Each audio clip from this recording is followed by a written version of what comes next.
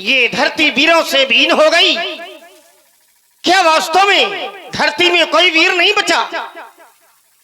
अगर राजा केकार की पूर्ति वीरों के द्वारा नहीं की गई तो क्या यह मान लिया जाए कि धरती अवीरों से भीन हो गई? अगर वीरों के द्वारा राजा केकार की पूर्ति नहीं की गई तो क्या यह प्रमाणित हो गया कि धरती में कोई वीर नहीं है? अरे राजा काकार वीरों के द्वारा इसलिए पूरा नहीं हो पाया क्योंकि राजा काकार वीरों के लिए था ही नहीं। राजा काकार केवल राजाओं के लिए था। जिस समय राजा के बंदियों ने समाज के मध्य में पलट की घोषणा सुनाई तो बंदियों ने कहा था, बोले बंदी वचन भर और सुनो सकल महिपाल, प्रभ देकर कहीं हम भुजा उठाए साल। सोई प्रार को दंड कठोरा, राज समाज आज जो तोरा, त्रिभुवन जय समेत बैठे ही तो फिर विचार बड़े हटते ही। और जिस समय ये प्रण राजाओं ने सुना तो परिकर बांध उठे कुलाई, चले इष्ट देवन शिरनाई, तमकिता की तक शिव धनु धरही, उठई न कोटि भांति बल करही, और बहुत सावध से कई बारा लगे उठावन पर कई नटारा। स्थिति ये हो गई राजाओं की कि श्रीहद भय हार ही राजा और बैठे निज निज जाय समझ। केवल राजा श्रीहत हुए हैं, कोई वीर श्रीहत नहीं हुआ। और ये आवश्यक नहीं है कि जो राजा हो वही वीर हो, और ये भी आवश्यक नहीं है कि जो वीर हो वही राजा हो। अरे हम कहीं के राजा नहीं है पर वीर हैं, पुरुष सिंह दो वीर। इसलिए आज राजा के द्वारा जिन वचनों का प्रयोग किया गया आज हमारे हृदय में विलीन कर रहा है। एक एक शब्द आज हृदय में आघात कर रहा है। विचार करना चाहिए, बोलने के पहले शब्दों पर विचार करना चाहिए, कार्य करने के पहले व्यक्ति को विचार करना चाहिए। और जो लोग बोलने के पहले विचार नहीं करते हैं, शब्दों पर विचार नहीं किया जाता है, उनको बाद में पश्चाताप करना पड़ता है और सिद्धांत बन जाता है कि बिना विचारे जो करे सौ पाछे पछताए और काम बिगाड़े आपनो जग में हो हंसाए। और आज वही कार्य राजा जनक के साथ में हो रहा है। अगर आपने विचार किया होता तो फिर आपको पश्चाताप करने की आवश्यकता न होती। एक पिता को बेटी का विवाह करने के पहले कुछ बातों का ध्यान अवश्य रखना चाहिए। जैसे सबसे पहले पिता को घर देखना चाहिए, घर हमारी बेटी के योग्य है या नहीं है। और जब घर बेटी के योग्य मिल जाए तो फिर वर देखना चाहिए, वर हमारी बेटी के योग्य है या नहीं है। और जब वर भी अपनी बेटी के अनुकूल प्राप्त हो जाए तो फिर कुल देखना चाहिए। और जब कुल भी कुलीन यानी कि पवित्र प्राप्त हो जाए तो एक बार बेटी की इच्छा जरूर जाननी चाहिए। और अगर बेटी की इच्छा अपने अनुरूप प्राप्त हो जाए, अपने अनुकूल प्राप्त हो जाए तो फिर आचार मत कहता है कि जो घर वर कुल होए अनुपा तो करिए विवाह है सुतन रूपा। लेकिन आज आपने ऐसा नहीं किया। विचार करना चाहिए। यम नियम आसन प्राणायाम प्रत्याहार ध्यान धारणा समाधि के विजेता हैं आप। योग और भोग में समत्व भाव का दर्शन करने वाले हैं आप। आज आपने ज्ञान का मार्ग छोड़ दिया, आज आपने योग का मार्ग छोड़ दिया और अज्ञान के मार्ग में चल पड़े। क्यों? जिस राजसभा में हमारे जैसा कोई रघुवंशी अवतंशी वीर होता है वहां पर ऐसे वाक्यों का प्रयोग कोई नहीं करता। अरे रघुवंश समाज होई के तई समाज अस कहे लोग होई और कहीं ये चला जस अंजुरवाणी और विद्यमान रखमण जानी सर्वभानुकुल पक्का भानु अब कहाऊ स्वभाव न कछु नहीं मानू जात भार अनुशासन पाऊं तो कन्ने खेओ ये ब्रह्मांड और तोड़ो ये तोड़ो छात्र ताप ताप नाच जो लखरो प्रभु पद शब्द तो कर्ण धरूं धर्माज कर्ण धरूं धर्माज मैं कर्ण धरूं। सकोप वचन दिए बोले डगमगान मही दिग्गज डोले सकल लोग स्वरूप निराने सियहि हर्ष जनक सकुटाने सैनई रघुपति लखन निवारे प्रेम समेत निकट बैठा रे प्रेम समेत। मेरे भैया,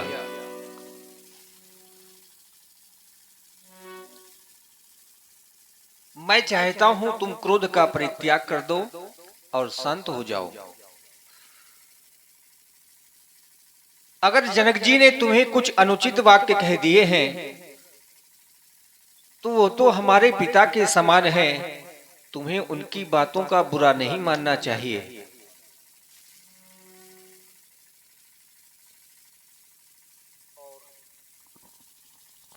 लक्ष्मण जी की रोष युक्त वाणी आप सुन रहे थे। इसी पर प्रभावित होकर के हमारे Shyam sound mix program YouTube channel, जिसके हमारे प्रोपाइटर हैं आई रिंकू विश्वकर्मा जी, उनकी ओर से 51 मुद्राएं लक्ष्मण जी के चरणों में बहुत बहुत धन्यवाद।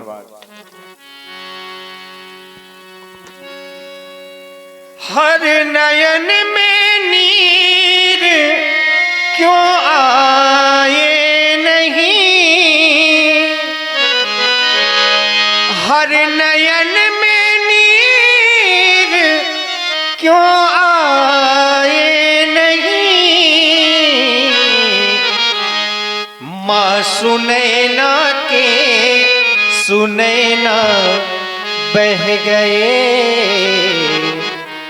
क्रोध में क्या क्या न जाने कह गए, क्रोध में क्या क्या न जाने कह गए, क्यों लखन तुम रोस नदी में बह गए, क्यों लखन तुम रोस नद में बह गए।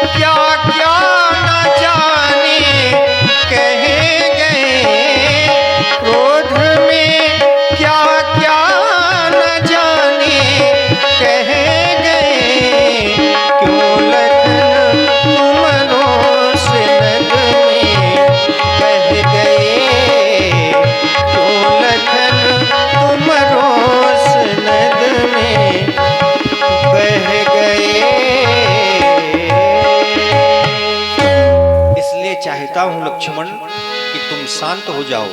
हे मेरे भैया, क्रोध आओ, में मेरे समीप में बैठो। क्या क्या न जाने कहे गए। इसी पर प्रभावित हुए हमारे भाई प्रवेश राजपूत जी। प्रवेश राजपूत जी की ओर से ये 100 मुद्राएं राम जी के चरणों में सादर समर्पित की गई। बहुत बहुत धन्यवाद, बहुत बहुत साधुवाद। इधर लक्ष्मण जी को राम जी ने शांत किया और महामुनि विश्वामित्र जी ने जब सुंदर समय जाना कि अब समय आ गया धनुष के खंडन का, तो राम जी को आदेशित करते हैं महामुनि विश्वामित्र जी। विश्वामित्र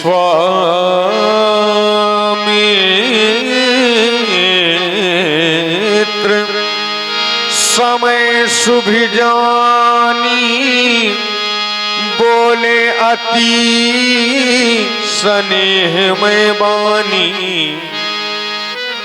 हे धर्मात्मा राम, देख रहे हो महाराज जनक कितने दुखित हैं और ये सभी मिथिलावासी भी लाल बहुत दुखित हैं। इसलिए अब वो शुभ समय आ गया। उठाऊ राम भंजऊ भव चापा, मेटहु तात जनक प्रतापा। जाओ लाल, अजगो को 2 खंडों में विभाजित कर दो एवं राजा जनक के दुख को दूर करो लाल, दूर करो। लखन लखे रघुवंश मुनिता क्यों हर को दंड पुलस्कार बोले वचन चरण चाप ब्रह्मांड।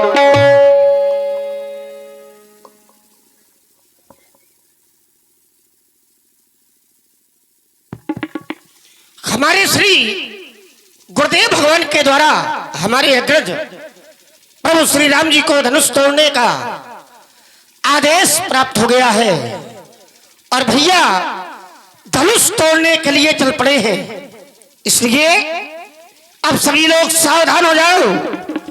जिस कुंजरों कवट ही खोला धर्म धरणी ये धर धीर न डोला, क्योंकि राम चाही अब शंकर धन तोड़ा हो सजग सुनी आयस मोरा। मेरी आज्ञा बढ़कर सभी लोग सावधान हो जाओ, सावधान हो जाओ, सावधान सावधान। लक्ष्मण जी ने सभी दिग्गजों को कच्छप 12 जो भी इस धरा को धारण किए हैं सभी को सावधान किया। अब आप लोग भी सावधान हो जाएं। लक्ष्मण जी ने सभी को सावधान किया और राम जी ने क्योंकि अजगो को अपना लक्ष्य बना लिया, गुरुदेव भगवान का आदेश भी हो गया। अब राम जी धीरे धीरे अजगो के समीप बढ़ रहे हैं और मानस की 7.5 अर्धालियों का आप गायन सुने। जिस समय संकेत होगा त्यहीं क्षण राम मध्य धनु तोरा, उसी समय राम जी के द्वारा धनुष को अजगो को 2 खंडों में विभक्त कर दिया जाएगा। तो आप लोग सभी जय जयकार करेंगे, जय घोष करेंगे, सियावर रामचंद्र के नाम की जय घोष करेंगे। सुने आप लोग गायन।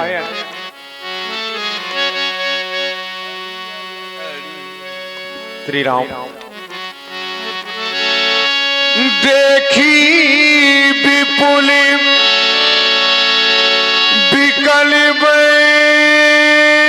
ही रामा, विकल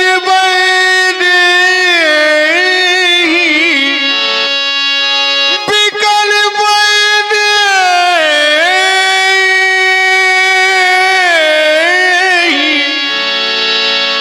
विकल देही रामा, विकल देही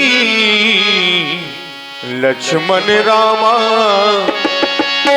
लक्ष्मण रामा। भजो भजो सिया हो